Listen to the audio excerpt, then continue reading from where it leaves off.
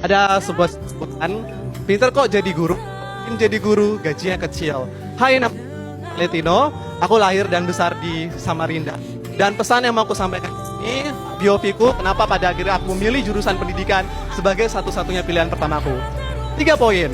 Pertama, waktu aku kecil, aku latar belakangku berasal dari biasa aja.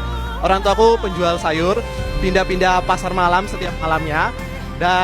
Tapi kedua orang tua aku percaya bahwa pendidikan itu penting untuk merubah hidup seorang anak. Ketika aku di SMP, aku diajakin guruku untuk ikut olimpiade. Sebenarnya aku minder, karena aku tipe orang yang waktu itu masih suka main futsal, main basket. Tapi diajakin untuk ikut olimpiade. Tapi guruku selalu memberikan semangat dan motivasi.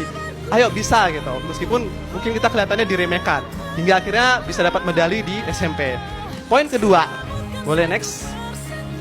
Sebelumnya lagi.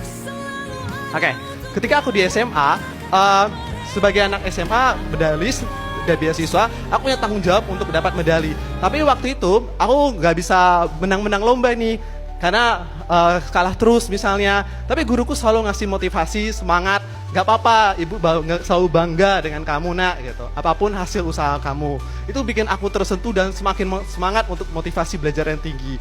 Tapi poin yang ketiga, ketika aku berada di suatu desa, ketemu sama seorang guru, Bu Ana di sana. Gurunya meskipun sudah sakit, sudah kena tumor misalnya, tapi masih mau berjuang untuk anak yang hilang.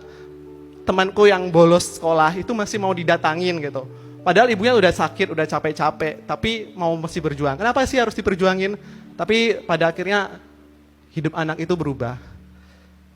Next, slide terakhir. POV perjalananku menyadarkanku bahwa pentingnya suatu pendidikan yang mampu mengubah hidup seseorang. Aku tahu aku nggak bisa ngubah hidup semua orang, hidup semua anak. Tapi aku selalu berjuang untuk orang-orang yang Tuhan percayakan di hidupku.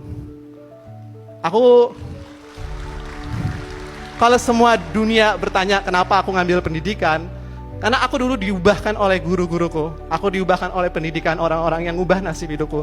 Dan sekarang aku mau berkontribusi juga untuk mereka, untuk orang-orang lain. Aku hanya butuh satu orang yang hidupnya diubahkan, termotivasi, terinspirasi dengan apa yang aku perjuangkan. Maka rasa sakit, penderitaan, penolakan status sosial, ekonomi, itu nggak sia-sia. Karena hidup mereka berubah, dan aku bangga dengan hal itu. Thank you.